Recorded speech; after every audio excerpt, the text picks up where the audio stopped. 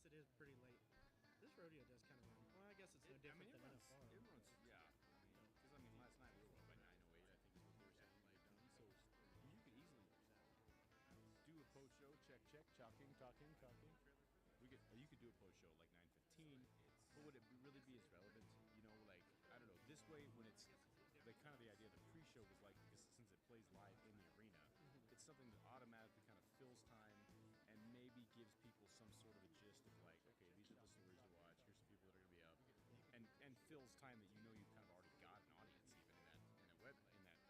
Which someone might just be going and grabbing their popcorn, but I got you.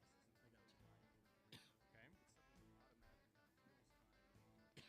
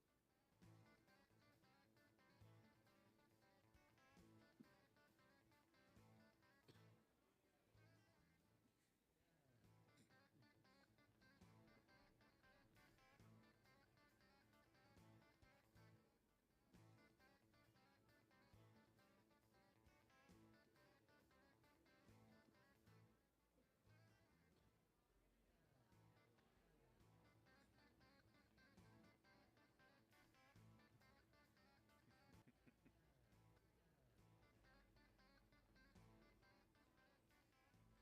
are going to be up, and fills time that you know you've kind of already got an audience even in that space. Someone might just be going and grabbing their popcorn. Good evening.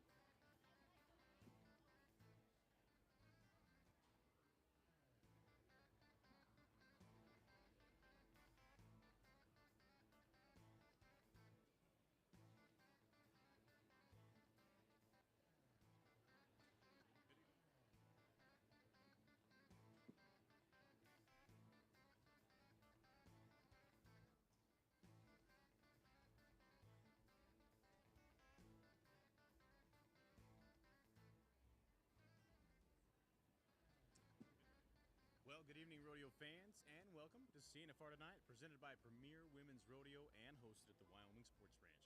I'm your host, Brandon Edwards, and we are about a half hour away from the heart-pounding action of the College National Finals Rodeo. Now, whether you're watching live inside the Ford Wyoming Center or at home on collegerodeotv.com tonight, we'll take you behind the scenes to spotlight some of the top student athletes and share the stories of college rodeo that lead to the dramatic season finale that is the CNFR. So saddle up or grab your seat and get ready. It's more than just a competition. This is where champions rise. Now, it is Wednesday night here in Casper where the stands are filling up with fans and athletes ready for the third round. There's already been some amazing runs, rides, and storylines here in Wyoming, so let's take a quick look at some of the highlights from the second round of CNFR action. Bareback riding saw Daxton Field wear that Tarleton purple and bring home the win in the second round on Firefly of Summit Pro Rodeo. He scored 84 points, which easily put him in the top 5 of the average on 2. Utah Valley University's Trace Stimbridge started the week rough with a no time, but he has come back with a vengeance. He won the second round with an 8.7 Tuesday morning and then turned around in that evening's performance and is leading the third round with an 8.5. And with this caliber of cowgirls, it's no surprise to see a tie at the top of the leaderboard again. Sierra Hilgenkamp, Jesse Everett, and Josie Mosel had matching 1.9 second runs in the Tuesday slack. Everett was a 2.2 last night, giving her a solid lead in the three-head average to wait out the week. Clarendon's College, Tag Bond won his second round of the week, going 83 3/4 on Tuca's War Song of Sankey Pro Rodeo. His win in both rounds gives him the lead on 2, and he'll be waiting patiently for his third ride on Friday night. Now, in the steer wrestling, Travis Caldwell of Cal Poly went 3.6 to mark the fastest time of the week so far, and he'll run his third one tonight and will need to clock a 7.1 or faster to take the lead in the three-head average. J.C. Graff of Weatherford College is no stranger to the CNFR, and it's not an overstatement to say that the air went out of the building when her first round goat got up. She came back in round 2 and emphasized why she has been such a staple of the CNFR goat tying and a true competitor, winning the round with a 5.9. Now, the same schools, but different athletes, took the round 2 win in the team roping. Southwest Texas and Sam Houston State will get the rings, but this time using header Casper and healer Will Smith to get the job done with a 4.3. Now, they had a no time in round 1, but as of Tuesday night, only one team had a qualified time on all 3, so that might not be a deal breaker. Now, the barrel racing is shaping up to be the tightest match of the week. Devin Young of Texas A&M was second in round 1, edged out returning champ AC Pinkston by 2/100ths for the win and go round 2, and then proceeded to blaze one down last night in 13:62. It was dangerously close to breaking the Ford Wyoming Center arena record. The bull riding win in round 2, well, that went to Jace Hensley. The Missouri Valley College Viking of the Ozark region scored 84.5 points on Shrek of Sankey Pro Rodeo, and you can see him tonight for his third round attempt. Now, a lot of things happen behind the scenes here at the CNFR, and a man who knows that as much as anyone this year is the NIRA student president, Mr. Travis Smith. Travis, how are you, bud? Doing well. Good, man. Thanks for having us. Thanks for joining. Thank you. Glad to be here. So, for those, I guess, who don't know what you do here as a student president, talk a little bit about how your week is different than the normal students' experience here at the CNFR. Absolutely. So I'd say my week is quite a bit more busy, not as much downtime. All of us have our first 2 goes on Monday and Tuesday, and then throughout the rest of the week we have our performances.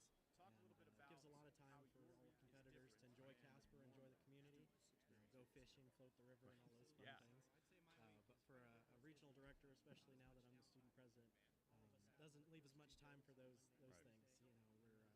We're helping with our duties in the national office. We're in meetings, doing media briefs, helping our arena directors, so keep us busy every day, all day. So with that, and this being, of course, a volunteer position, what for you specifically really led you to want to serve in this position? I'll tell you the truth, Brandon, I've always had a knack for leadership. I've always been drawn to it, I'd say, but what really brought me to being the student president was last year when I was serving as regional director.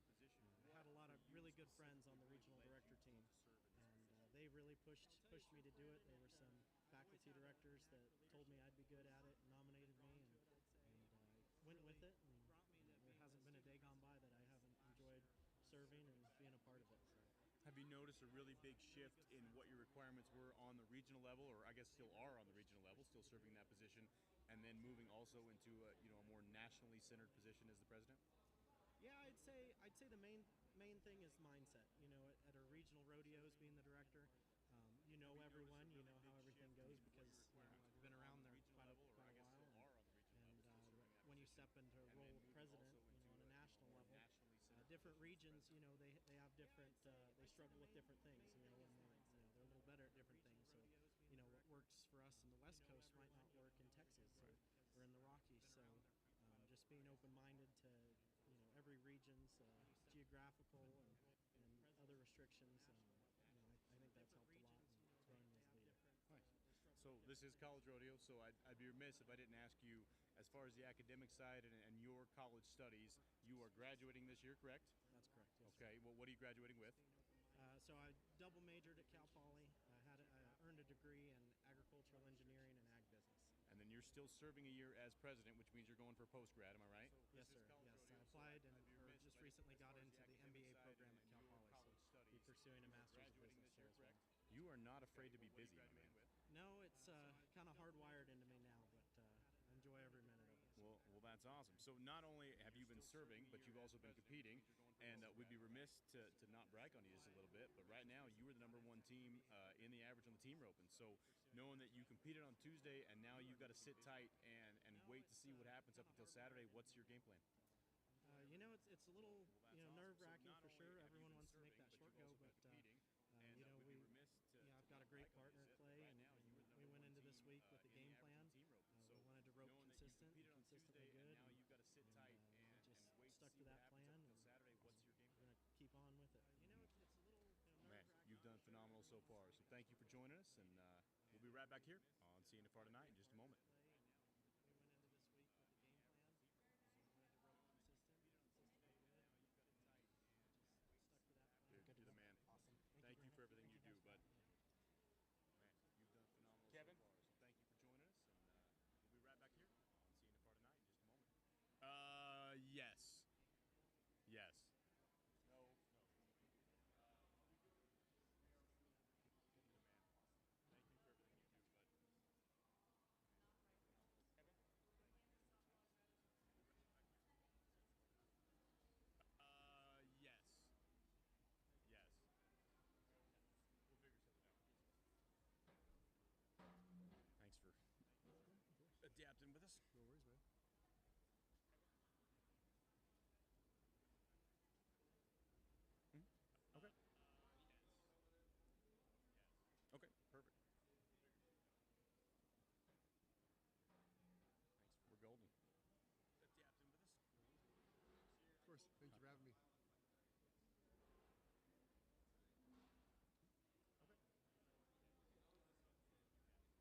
That's fine. Yeah, that's fine. That's fine.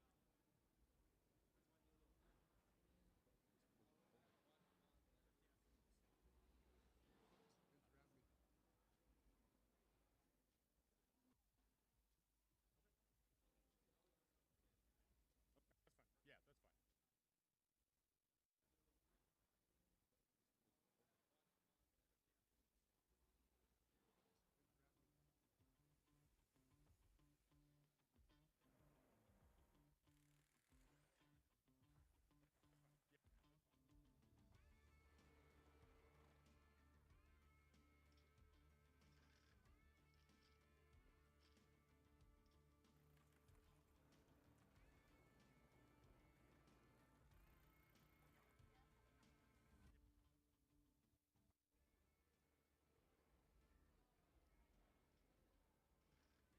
Well, rodeo has seen some outstanding growth in the last couple of years, and with that, we've getting to see a lot of changes. So, we're actually going to turn it over right now to a man that knows that as good or better than anybody.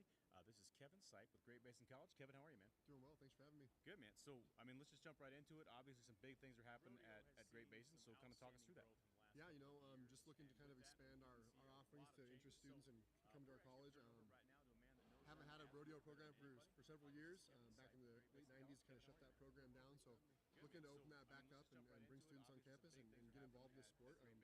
Kind of live in a great spot for that, in northeastern Nevada, where we're pretty involved in the rodeo community, big ranching, farming community around there. So we lose a lot of students out of our local area to neighboring schools, neighboring states, Idaho, Utah, California, down to you guys in Colorado. So looking to keep some of those local students local and, bring in some outside talent and really just kind of, improve that on-campus atmosphere and do what we can do best for our students. Nice. Is there something specific about rodeo as opposed to other sports or other majors or programs that you guys could also create? I know in that trying to be a draw to students. What is it about the sport of rodeo that really has drawn you guys to it? I think that just the community that we have right now is really involved in that rodeo, that culture, if you will. So just having that kind of that base already built for our students and for not our students coming in, but our whole community right there makes it a little bit easier. We don't have that big jump. The learning curve's kind of cut down, if you will, with having that base already there. A lot of high school rodeo going on, so kind of just a little bit easier, I guess, to jump into. Okay, that's fair. Well, what does that look like? Just in starting a program like that, when you have to tie in administration and athletics and get everybody on the same page for it. Obviously, this is something that I'm assuming the leadership in your college is obviously pushing and is supportive of. So, what does that look like in taking it from concept to actually putting it into practice? Yeah, it's a great question. It's been challenging at times, especially for someone like myself. I'm not super involved with the rodeo community. My own background, love athletics, love youth sports, all that stuff. So that's kind of where this all came about. Our president right now, she's heavily involved in the rodeo community. So we go. Our service area is 87,000 square miles in Nevada. So we cover a huge area. We have campuses all over, and so with that, our administration team reaches out to a lot of communities and discusses that. And this question just keep coming up: is when are we going to have this rodeo club? When can we have rodeo at Great Basin College? And so that's been a big part of it. So administration is 100% behind it. And she came to me, our president Danelli came to me and said, "Hey, let's roll with this." The faculty, staff, students are super supportive. We presented it to our faculty and staff several months ago, and there wasn't one ill word about it. So it's been great moving forward. It's gathering steam quite quickly. Looking to have students competing this fall. So got some students that are committed to us and want to come to us right now and be there for us and be a part of it. So it's exciting. That's awesome. So what is your actual, title? Would it be at the school? Yeah, so I am an instructor for the electrical systems technology program. So we don't have an athletics department right now. Okay. Hopefully that's something in the future. We'll see where this takes us. Right now we're running it as a club sport. So rodeo club. So what is your actual? Kind of where we're at. Yeah, but in our conversation, you have a coach that's already completely ready and willing. You have some people right there in town that are absolutely willing for practice facilities to add on to some experience that they've got. Yeah, we don't have anything in writing, but everybody's there and they're willing to support us. We're kind of moving forward with that right now. Meetings are happening, weekly with those community partners and going with it. Well, I think Cowboys Handshake's pretty good. So if they're telling you they're in, I'm assuming you've got a lot of really good people behind what you're doing there. Yeah, sounds great right now. We're definitely looking forward to it. Well, we've heard some great things, and we're really, really excited. It's an honor to have you guys too, as somebody in the Rocky Mountain region. We're glad to have you guys come in and expand with us. So thank you for what you're doing to make that happen, and thanks for being with us today. Absolutely. Thanks again for having me. Appreciate it. Man. Sounds good. Definitely looking forward to it. Well, we've heard some great things. We're really excited. It's an honor to have you guys too with somebody in the Rocky Mountain region. We're glad to have you guys come in and expand with us. So thank you for what you're doing to make that happen. Thanks for being with us today. Absolutely. Thanks again for having me. Appreciate it. And we don't want one after. It's the road. It's the risk. It's the wildest game you can play. Lead. Don't follow. Most will never catch. We don't remember a time before. And we don't want one after. It's the road. It's the risk. It's the wildest game you can play. Lead. Don't follow. Most will never catch. We don't remember a time before. And we don't want one after. It's the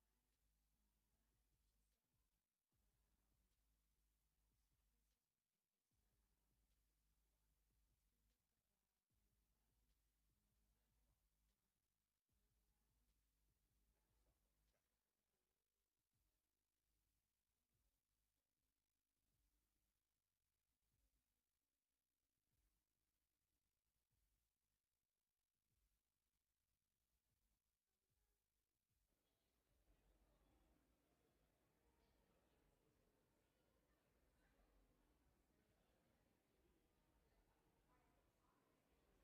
of my favorite traditions every year at the CNFR is the annual softball tournament, which took place today. One of my favorite traditions every year at the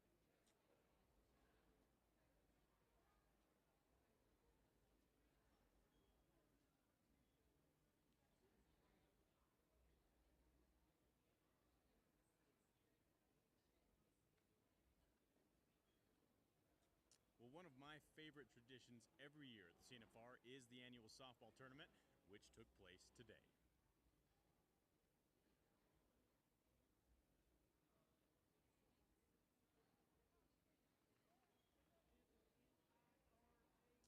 I started a softball tournament. And it's turned into one of the biggest events of the week. And it's competitive. They needed a little break from the pressure of the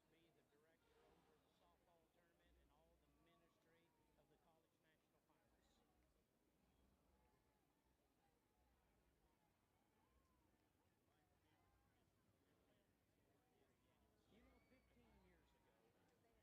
The coaches, they were going to let everybody play, but Will Loomis, professional steer roper, took control and said, that's a negative. He is doing a roster. He did not come to lose. It's going to be interesting. they can get their minds off of the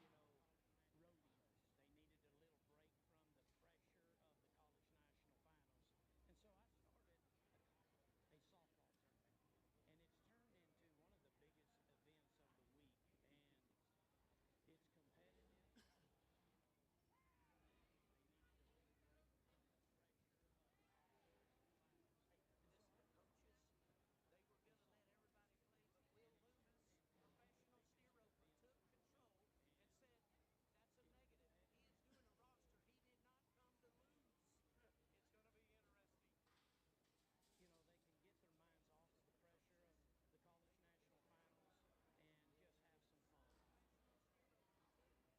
steer roper took control and said, that's a negative. He is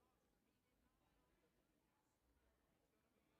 It's going to be interesting. They can get their minds off of the pressure of Well, congratulations to the Northwest region who edged out the coaches team this year 13-12 in the finals for the win. Although, if I'm being honest, I was rooting for the coaches who have made the finals for the last 2 years in a row.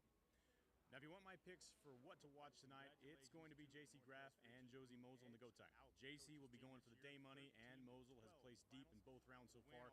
Plus, her go-round points from the breakaway are making her a serious all-around contender. On the subject of all-around, Judd Pope will be up tonight in both the bareback and the saddle bronc riding. As the team roping, Walker Smith and Cade Sandstrom, who won the first round and lead the two-head average with an 11.6, well, they're up tonight as well.